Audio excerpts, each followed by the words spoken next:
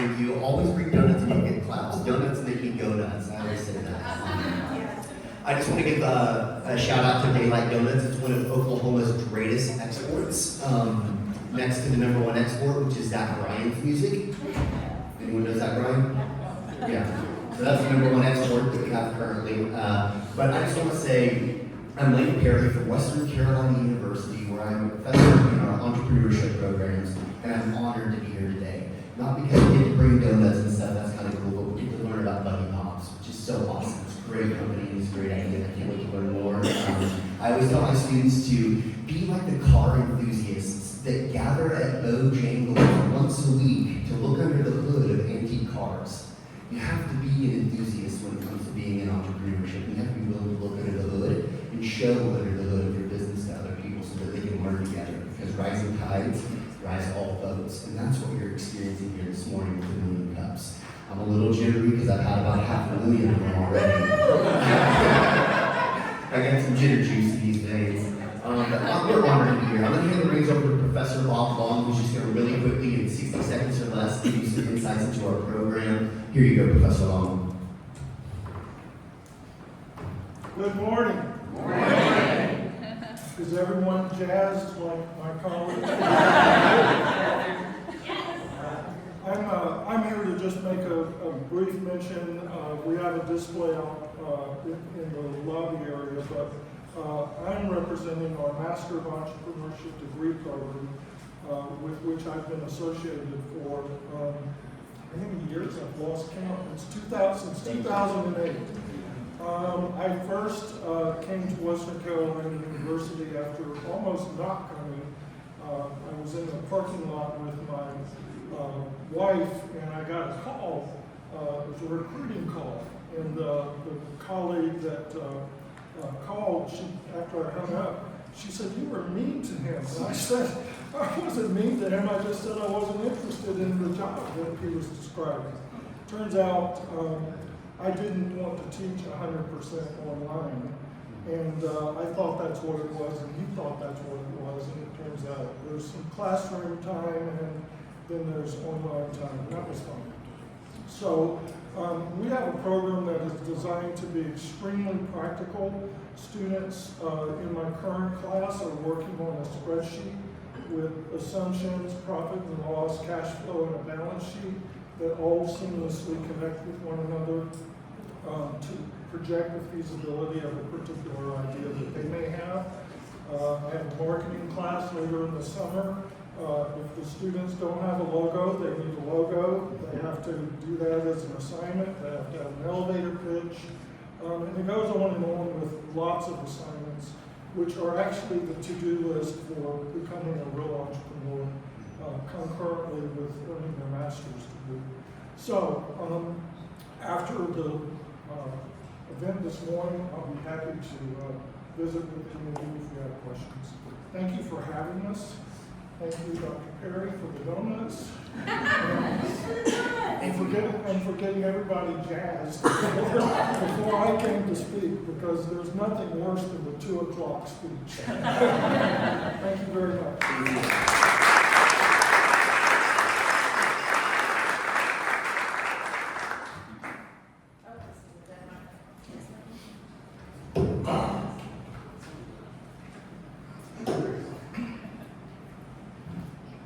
Well, thank you very much, Neomi and Bob. That was great. And yes, please come and speak to them after the program. Welcome to 1 Million Cups, where all the cool kids hang out every Wednesday morning. It's great to see a robust crowd here today. Who is here for the very first time? Well, welcome, welcome, welcome. Good to see you. And it's not your last. And who's been here before? Great. Well, you're at 1 Million Cups. I'd like to acknowledge our wonderful team of organizers, without whom this would happen every week. I don't know if I said that grammatically correctly or not, but thank you to everyone here. So we put up the chairs, we bring out the coffee, we make sure you're greeted, we give you the name, make sure name tags are ready and all that stuff. So it takes a village, and if you are interested in joining this wonderful team, please see one of us. We'd be happy to talk to you further about that.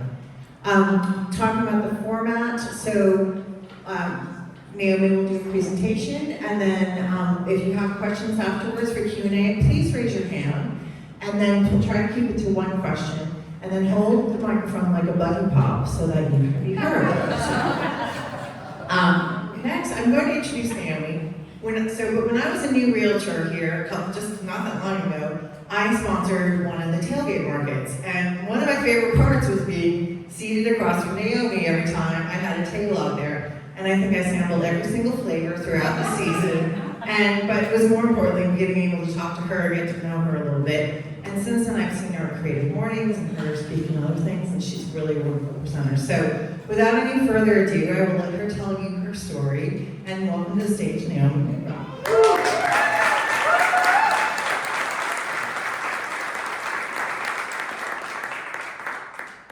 Thank you everyone for being here. If you can everyone hear me? Sweet. I always feel like I sound like I did in a voicemail, and I hate it. Alright, here we go. This is me. I am Neomi Negron. I am the owner of Buggy Pops. It is a handmade popsicle business. I make every single popsicle, and I do not make a flavor I don't like. If I won't eat it, I'm not making it. Also, the reason we are called Buggy Pops, everyone thinks, I usually just say that it's because I sell popsicles out of the buggy, but the truth is that the person holding my hand there is Buggy. My child has been Buggy since the day I found out I was pregnant, October 2nd, 2008 at 8:02 p.m. So this is me. I am a jack of some trades. I actually switch careers every 3 years. So this is the longest career I've had. Buggy Pops is going into its 5th year. I've done everything from accounts payable for Toys R Us to being a bond trader in New York City. So I worked at Whole Donuts, I've worked at Whole Foods, I've translated medical translating, and I am looking for my next career. What I am a master of is faking it till I make it, and the fact that I'm standing here in front of you just proves that faking it works. So my problem was that I hate winter. I hate winter with a burning passion. I thought moving here was going to be better. When we moved here, my husband said that we usually get about, on average, 8 inches of snow a year.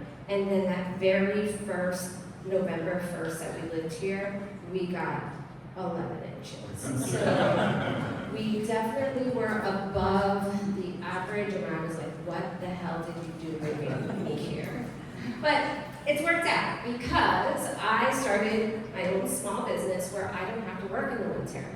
I was living in Tampa, Florida for right before the pandemic. I was there by myself because there was a business opportunity for me there. And I was eating popsicles all the time. I was going to Hippo, which if anyone is from St. Augustine area, they know Hippo. And I would go in there, I would try popsicle, it was like 4 something, and then I would throw the dollar, like $1 and the change in the tip jar. And I was spending $6 every day. And I was like, you know what? I think I could make these. So I ordered a silicone mold from Amazon and started making popsicles and giving them to my neighbors who were like, man, Hippo has some competition. So I called Ruben, who was still here in Asheville, and my husband, and I was like, I don't know, I think that maybe I could like do this popsicle thing. And he was like, yeah, there's no popsicle business in Asheville. Why don't you just come back and start a popsicle business? So I wrote the investors an email that just said, see you on the flip side. And I got in my car, and about 10 hours later, I was back home. And by the end of the week, I had started LLC and was looking into buying my first cart. So what I realized was that you need money. But what I also learned from the investors was that I didn't want to have to answer to anyone. I didn't want anyone to tell me how I should spend my money or ask for permission. So I borrowed $9,000 from myself. I put it on a credit card because that's what you do. And it's the American way, the American dream. And I also learned along the way about the Mountain Biz Works Catalyst program, which is for people of color. Is it for all people? Only for people of color? Okay. And I did the BIPOC one. I was a part of the second cohort, and what was really cool is that if you did this program, and if anyone does it, you will get out of it what you put into it. And I put a lot into it. So I was able to use the money to trademark the name Buggy Pops. I don't want that, but it's just something that I learned from those investors where it was like, you need to protect your name, you need to protect your business. Although I know sometimes when people have more money than you, they can change that. But then I encountered a new problem, which was the should epidemic. You know what you should do? You know what you should do? You should put Snickers or Twix in your popsicles. You should, you know what you should do? You should make a lemonade popsicle. Well, what I thought that people should do is ask questions and learn the process. And if you learn about the process of popsicle making, you know that lemonade popsicles are just spicy water and you shouldn't pay $5 for that. So I decided that I really didn't have money. I didn't have extra income to be spending on marketing. And it was also, I started this business right before COVID. So all of my marketing has always been free. Very free.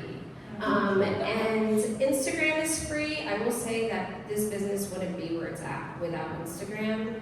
I also didn't want to spend a lot of time on Instagram, so I created a formula for Instagram, which is I take the same picture over and over and over again. When you go on my Instagram page, what I have is an East Fork plate that's sitting on the table at my kitchen, and I just put whatever popsicle I make and I take a photo. The only thing that's different is for every year I've used a different color East Fork plate. But it's still the same popsicle. Word of mouth really has been, I think continues to be for any business, the best marketing ever. If you tell someone you made the best popsicle you've ever had, or you've gotten great customer service from me, or I showed up at your house because it's your kid's birthday party and it turns out you don't have time to get popsicles and I saved the day. Actually, last week I saved the day with some potty training at home. Also, I think something that's also free and what's really been something that has built my business has been collaborating with other businesses. Which has built community. And the collaborations really are, I still can't believe some of them, like pinch me. Just this past month, I was part of the Mountain Mama's chocolate box for French Raw Chocolate Lounge. Right. Currently, Burial has a coconut matcha skillet popsicle inspired by Buggy Pops. Last year, I did a collaboration with them where they made a coconut cinnamon beer.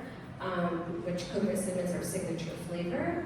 And the list goes on from Shanti elixirs to, displaying the new Pirani cups with a poptail. The list really goes on and on and on of all the people I've worked with, Gospel Ice Cream, other ice cream makers. And really, this is what this town is about, is collaboration. When I decided to start Buggy Pops, I had no idea where I was going to work because I wanted to work at a commercial kitchen. I wanted to do it right from the beginning. And I went to a Chow Chow meeting, RIP, and I went to a Chow Chow meeting and Kevin Barnes from Ultimate Ice Cream was there. And he was like, hey, where have you been? I said, I've been in Florida. I want to start a popsicle business, but I don't have a kitchen. And he said, tomorrow, meet me, 171 New Hawk Creek Road, 8 a.m. And I got there, and he handed me a key, and he said, you pay me what you can until you build your business up. And that is what matters.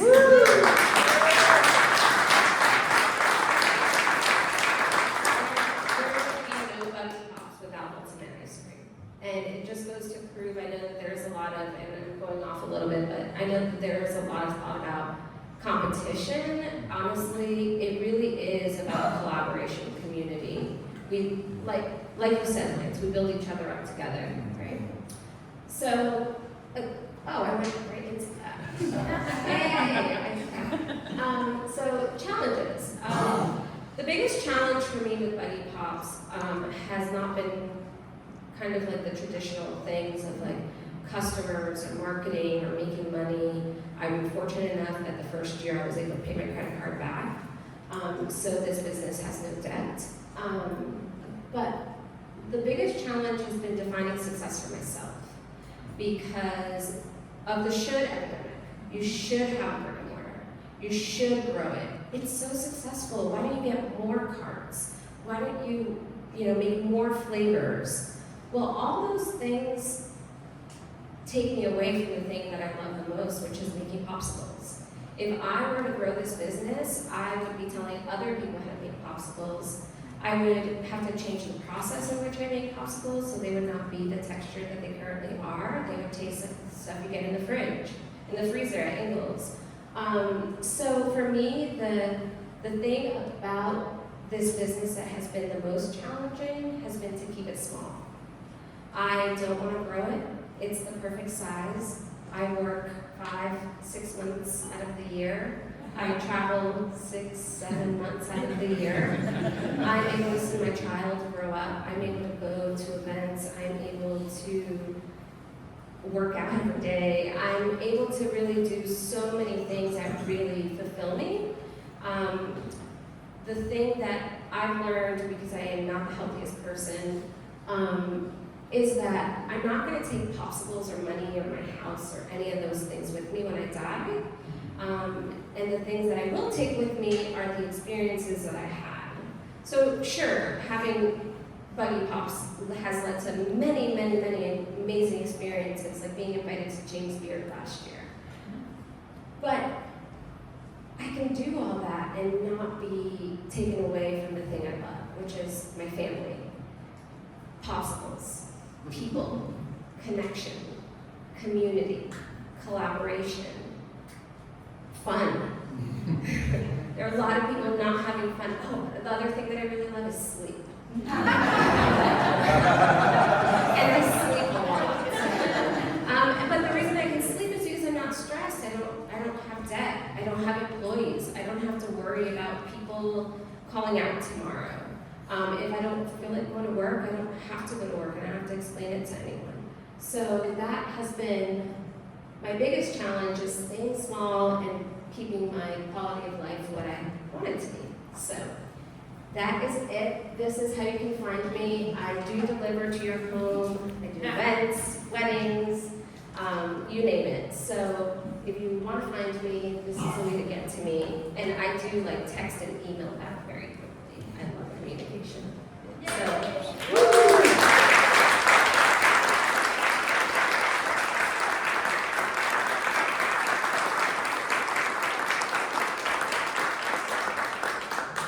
So what can we as a community do for you? Don't tell me what I should do. That would be a good one. Let me eat at places with my family without asking about popsicles. I didn't bring any with me. They're not in my car. But really what my community can do is, what I would love is just to see more collaboration and build my community up even more. Yeah. That's awesome. All right, who has a question for Naomi?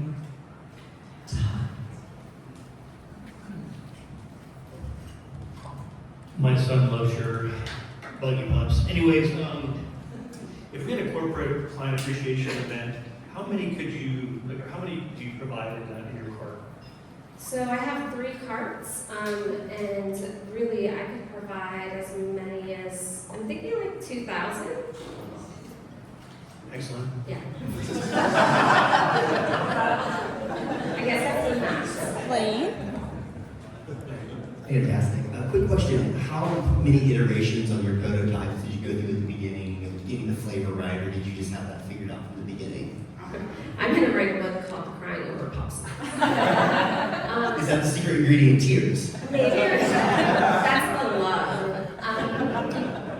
Honestly, like the coconut cinnamon, I got it right off the bat. It was something I had been making for a long time, so I just turned it from one form to, from a cup form to a popsicle form.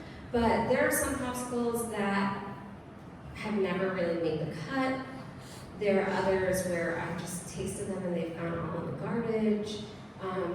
It still is trial and error because I didn't know how to make popsicles, so I have learned a whole lot. Steve? I love how you have killed the work-life balance for yourself, and you still list it as a challenge. And what I'm concerned for you about is your risk. Everything has risk, but your risk. I look at you and I say, you love to make those pops. What happens if you're not able to, and yet you want to maintain your work-life balance, or at least your life balance at that point? What do you do to mitigate your own personal or business risks that you have right now, so that you can continue the life you want if something happens where you can't make the pops? The pops, okay, so I can't, there are two other people in my life who can make them, if that were to happen. One of them is my child, who's 22 years old, and the other person is my niece, who's 19 years old. They have worked with me from the very beginning of this business. They are the only two people that can interpret the recipes, which is really funny. They know the difference between little salt, big salt. They know the recipes. But I really am somebody who's like living mostly in the moment, so I don't really think about that. If I can't make popsicles, because I love Buggy Pops, but I'm not attached to it, I can just do something else. Like I could just figure out another hustle, and that, like I could just get a regular job, I guess. I know, but yeah, I'm just not worried about that. Oh, thank you. All yours. Excellent presentation. Thanks. And I love the heart that you share. That's really important to me. I work for an employer that was something I was looking for in the community of the office culture. So that's really cool that you shared that. And I appreciate that you involve your family in the making of the pops. I forgot my question entirely. But okay, it's back. So, all of these different pursuits that you've had throughout your life and the different jobs, how those skills transferred, because you seem very confident and like I hear a lack of fear, and I know the fear is probably there, but for people who maybe don't have that support, trying to go out on their own, it seems like a lot of things have aligned in your life to help you, as far as family and that sort of thing, and maybe your experience. So if you could share on that would be awesome. Definitely. Oh, did I turn it off? There you go. I think I definitely have taken something from every job that I've worked, from being a nanny to corporate America, working in finance, being able to figure out the numbers for starting a business. But the biggest thing has been therapy. I live with seasonal affective disorder, which is why I don't enjoy winter. And I decided that I would go to therapy and deal with my trauma. And through it, the entire time I've had the mantra, I'm a bad bitch, I'm a bad bitch, I'm a bad bitch. And that is where my confidence comes from, is really the fact that I'm a huge Pelotoner, if anyone's on Peloton. Like the words of Robin, I have been through 100% of my bad days. So that is like the stuff that really, it's more about like my mentality and being like, if it doesn't work out, I've done 800 other jobs. I could just get another job. So the only fear is ever that I can't pay my bills. I don't really fear losing the business. It's more about like pride of not being able to pay my bills. And luckily I'm in a position where I don't have to worry about that right now. And if the business was to fail tomorrow, then I feel confident that I would be doing something else within 6 months and not have to dig into my savings too crazy. So.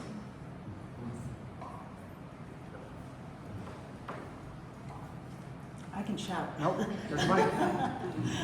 Hey Naomi, I'd like to know how you think about your flavor innovation process. You have a very limited season, small carts. So how do you think about what flavors are going into the cart and when you need to change them up? Stereotypes. Not kidding. I guess they call that marketing and forecasting or whatever, but it's just really a stereotype. If I'm going to North Asheville, they're all vegan. If I'm going to West Asheville, they're mostly vegan and sugar-free, or no added sugar. If I'm going to South Asheville, banana pudding, key lime pie. So the cart gets filled based on the demographic that is going to be there that day, and it really is the way to do it. It's stereotyping.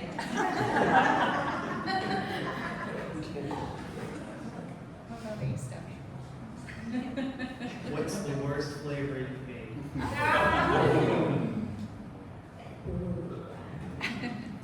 have I hated? You've hated everything. That's true. Oh no, I would never make lemonade. So the thing about lemonade is that it's just water. It's really just an icicle. And what is different about my process compared to everything else that you are buying is that I freeze for a long period of time at a high temperature. So I freeze for about 8 hours at about -2, -3. When you are buying a popsicle brand popsicle, which is a trademark name, we're really not supposed to use it. When you buy the stuff in the grocery store, you'll see that it has all these little ice crystals that kind of look like this. Well, that's because they're all flash frozen, and they can make hundreds and hundreds of popsicles within 20 minutes. So that is the difference of why the popsicles are so different, which also, like, for me to grow this business, I would have to have a freezer the size of this room in order to continue doing that process.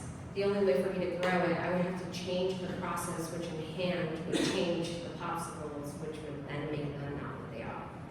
So, worst flavor.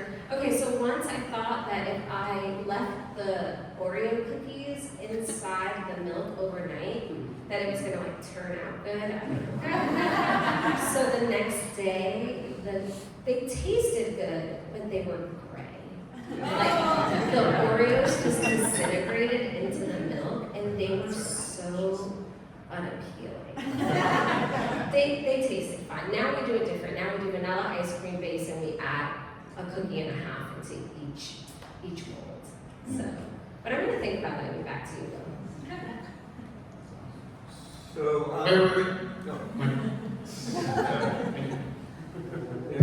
Alright. So I love your origin story. Yes, you borrowed from yourself, but you borrowed a little bit, and you didn't start by asking, how do I borrow a bunch of money, to you borrowed from yourself. I'm curious, like, what lessons you learned from that? Because so many entrepreneurs get tripped up by thinking they need money, like they can't succeed without money. I'm curious, like, what lessons you learned from borrowing from yourself, starting lean, starting with equipment you knew you could get access to. What are some lessons you learned from that? I learned that, I mean, clearly that you can start it with just a little bit of money and some bags from Amazon. I also learned how much time I was spending, keeping it small. So I was handwriting every single sticker. The process was insane in order to like keep it small and to save up enough to eventually get big girl bags. But I was buying 200 bags at a time, and I was ordering stickers from Sticker Mule. I was going home and writing every sticker, sticking each popsicle in, then putting popsicles back in the freezer because it would take so long. And I mean, it was crazy, but I think, if anything, it keeps me humble, right? That I didn't immediately just have $100,000 to go buy all the nice things. Even sticks, right? At that time, I couldn't afford to buy sticks that were in huge quantities. So all these things, maybe another thing I couldn't afford was, which is really cute now, the Buggy Pop shirts. When I first got them made, they could only be one color because I couldn't afford the extra $50 for the red heart. You know, so those were the things that I did to get the business going, but also the things that still remind me of like where I came from. So if anything, they keep me humble. Cool. Last few questions. Thanks for this. It's been fun to get to know you through the presentation. Awesome, thank you. Question is, dream collaboration in Asheville or anywhere in the world? Old, historical, sci-fi? Is it like a dream collaboration?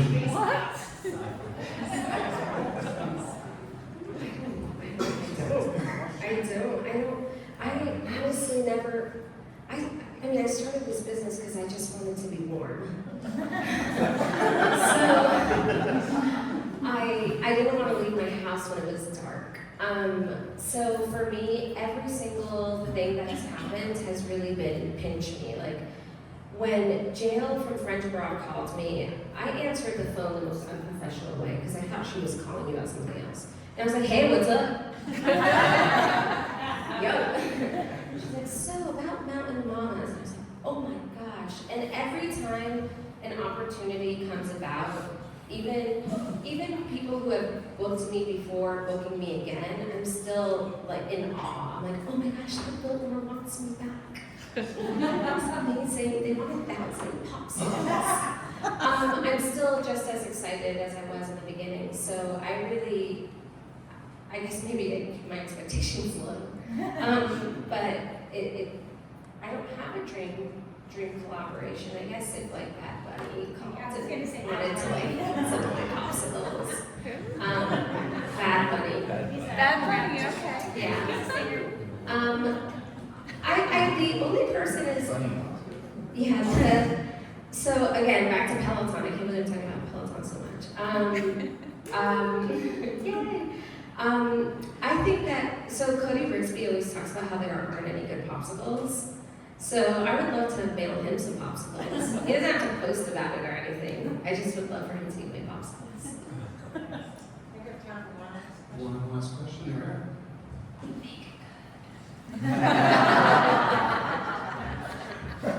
I could hear the whisper noise. Said, make it good.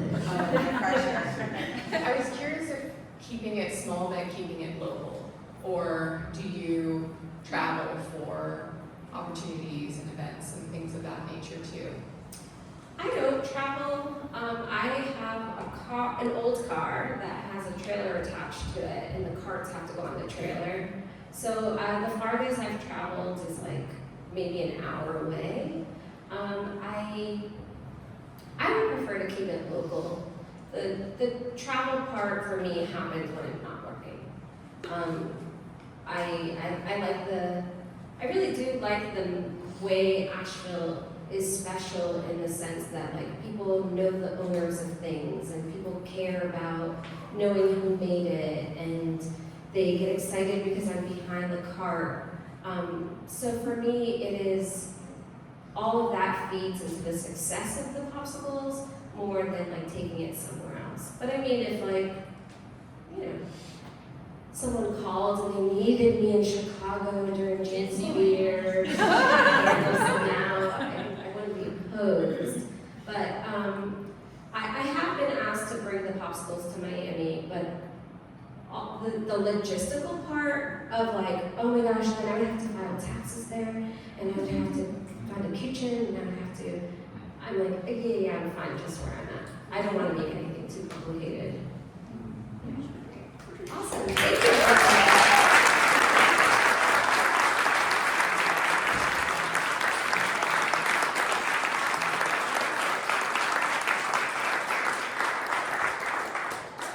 All right, who's inspired? That's where you do this. Oh, is this a clicker for that? Well, coming up next week, we have Rick Pratt with the Digital Nomads. He is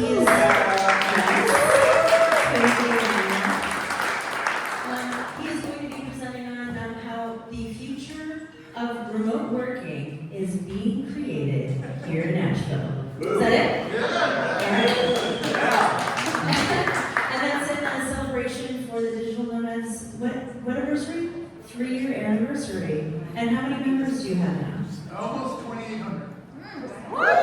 In 3 years, so that's wildly amazing. So we're really excited for that. Big shout out to Charlie Troy Ball, Inside Edge Consulting, SCORE, the Hatch Foundation, ERC Broadband, Annie with EXP Realty, Biz Radio, Venture Asheville, Colton Groom Financial, Hatch Co-working, WNC Business, Mountain BizWorks, Big C, Dynamite Coffee Roasting Company, Viking Mergers and Acquisitions, and to Tony with Coffee Curious, we love her for making the coffee. Thank you, Tony, we love you so much. All right, if you have a mug, don't walk into co-working with it. I say this every week. I still find these mugs. I shall hunt you down. No, put them out there. Let us wash them and have them here fresh for you next week. And yes, so the Digital Nomads is next week. On the 31st, is that Friday? I think so. Is the Mayheck Pitch Day, and so there are 2 concepts being developed to make a meaningful impact on fighting the opioid epidemic, and that is at Mayheck in the Blue Ridge Room, and I think that Venture Asheville has something to do with that. It's like a partnership. And personally, we see people sometimes when the doors are unlocked that come in here, and anything that can be done to really help people, I can't wait to see what they come up with. Coffee Curious Workshops, Cuban Coffee Night. Join Eva Rodriguez, Q, Hollywood famous for a laid-back lesson in Cuban coffee. And that is $10. What time is that? 7 to 10.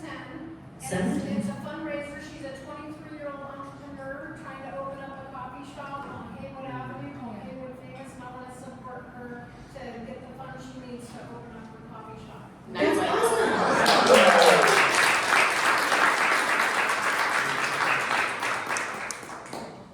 And coming up in June, on the 3rd, we are having the Hatch Innovation Hub pitch party right here for free at 6 p.m. There's always pizza, beer, good people.